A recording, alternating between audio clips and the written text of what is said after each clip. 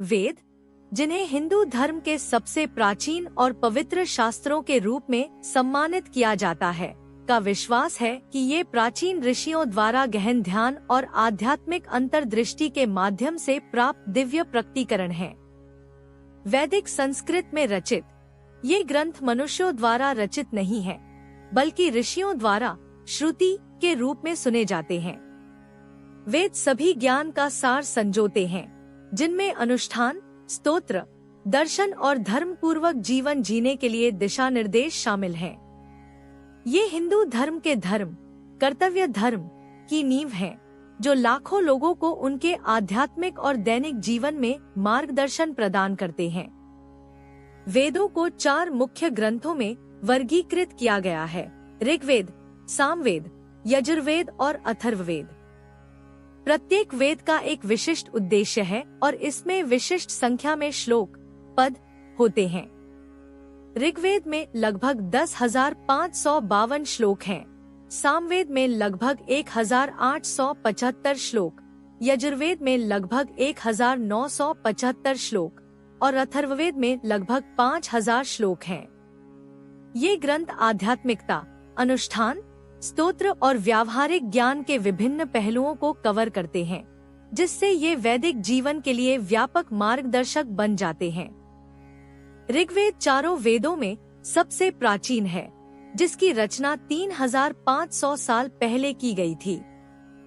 इसमें 10 मंडल किताबें हैं, जिनमें कुल 1,028 स्तोत्र, सूक्त और लगभग 10,552 श्लोक हैं। ये स्तोत्र अग्नि, इंद्र, वरुण जैसे विभिन्न देवताओं को समर्पित है। ऋग्वेद प्रारंभिक वैदिक लोगों के प्रकृति, ब्रह्मांड और दिव्य के साथ गहरे संबंध को दर्शाता है, जो बाद के हिंदू दर्शन और प्रथाओं की नींव रखता है। सामवेद, जिसे वेदों की धुनों और मंत्रों का वेद कहा जाता है, में लगभग 1,875 श्लोक हैं। यह मुख्य रूप से ऋग्वेद के श्लोकों से बना है, जिन्हें अनुष्ठानों के दौरान संगीतात्मक प्रस्तुति के लिए पुनः व्यवस्थित किया गया है। सामवेद में धुन और लय पर जोर ने भारतीय शास्त्रीय संगीत पर महत्वपूर्ण प्रभाव डाला है। इसमें 2 मुख्य भाग हैं, पूर्वार्चिका और उत्तरार्चिका, जिनमें से प्रत्येक में विभिन्न वैदिक समारोहों में उपयोग किए जाने वाले विशिष्ट मंत्र शामिल हैं। यजुर्वेद, जिसे अनुष्ठानों का वेद कहा जाता है, में लगभग 1,975 श्लोक हैं। यह विभिन्न वैदिक अनुष्ठानों और यज्ञों को निष्पादित करने के लिए विस्तृत निर्देश प्रदान करता है। यजुर्वेद 2 मुख्य शाखाओं में विभाजित है: शुक्ल यजुर्वेद, सफेद यजुर्वेद और कृष्ण यजुर्वेद, काला यजुर्वेद। शुक्ल यजुर्वेद में मंत्रों और अनुष्ठानों के प्रक्रियात्मक पहलुओं पर जोर दिया गया है, जबकि कृष्ण यजुर्वेद में मंत्रों के साथ साथ उनके विवरण भी शामिल हैं, जिससे यह एक अधिक व्यापक मार्गदर्शक प्रदान करता है। अथर्ववेद वेदों में अद्वितीय है, जिसमें लगभग 5,000 श्लोक हैं। यह व्यक्तियों की दैनिक चिंताओं को संबोधित करता है, जिनमें चिकित्सा, सुरक्षा, समृद्धि और घरेलू अनुष्ठान शामिल हैं।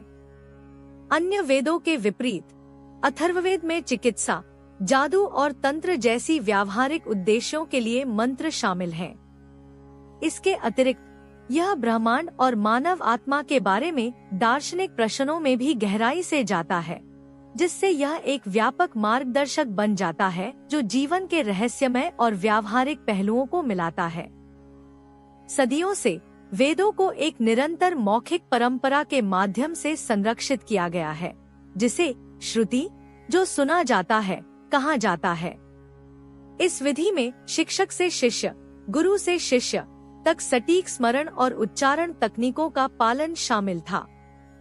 वेदों को उनकी अखंडता और पवित्रता बनाए रखने के लिए विशिष्ट मीटर और लयों में गाया जाता था। इस मौखिक स्थानांतरण ने यह सुनिश्चित किया कि वेदों में कोई परिवर्तन न हो, जिससे उनकी मूल रूप और गहरी बुद्धिमत्ता पीढ़ियों तक संरक्षित रही। प्रत्येक वेद को 4 प्रमुख भागों में विभाजित किया गया है: सांख्य, ब्राह्मण, अरण्यक और उपनिषद। सांख्य में मुख्य स्तोत्र और मंत्र शामिल हैं। ब्राह्मण अनुष्ठानों और समारोहों के लिए व्याख्याएं और निर्देश प्रदान करते हैं। अरण्यक या वन ग्रंथ ब्राह्मणों और उपनिषदों के बीच सेतु का कार्य करते हैं, जो ध्यान और प्रतीकात्मक व्याख्याओं पर केंद्रित होते हैं। उपनिषद गहरे दार्शनिक सिद्धांतों में प्रवेश करते हैं, वास्तविकता, आत्मा, आत्मान और परम सत्य ब्रह्मा की प्रकृति का अन्वेषण करते हैं। यह संरचित विभाजन वेदों को आध्यात्मिक और सांसारिक जीवन के विभिन्न पहलुओं को व्यापक रूप से संबोधित करने की अनुमति देता है। उपनिषद, जिन्हें अक्सर वेदांत, वेदों का अंत कहा जाता है, वेदों का दार्शनिक भाग है। 200 से अधिक ग्रंथों में संकलित उपनिषद गहरे आध्यात्मिक सिद्धांतों का अन्वेषण करते हैं, जैसे आत्मा, आत्मान की प्रकृति, परम सत्य ब्रह्मा और उनके बीच का संबंध। ये कर्म, मोक्ष, मुक्ति और सभी अस्तित्व की आपसी संबंधी जैसी अवधारणाओं को प्रस्तुत करते हैं। उपनिषदों की शिक्षाओं ने विभिन्न हिंदू दार्शनिक विद्यालयों को महत्वपूर्ण रूप से प्रभावित किया है और उनकी गहरी आध्यात्मिक अंतर्दृष्टियों के लिए आज भी अध्ययन किए जाते हैं। वेदों ने हजारों वर्षों से हिंदू संस्कृति, आध्यात्मिकता और सामाजिक मानदंडों को गहराई से प्रभावित किया है। ये जीवन के विभिन्न पहलुओं को प्रभावित करते हैं, जिनमें अनुष्ठान, समारोह, नैतिक आचरण और दार्शनिक विचार शामिल हैं।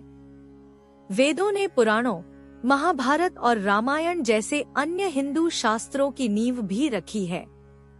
उनकी शिक्षाएं लाखों लोगों को प्रेरित करती हैं, सत्य, धर्म और ब्रह्मांड के साथ सामंजस्य के मूल्यों को बढ़ावा देती हैं। वेद हिंदू पहचान का एक मूलभूत स्तंभ बने हुए हैं, जिन्हें विद्वानों और भक्तों द्वारा समान रूप से पूजा और अध्ययन किया जाता है।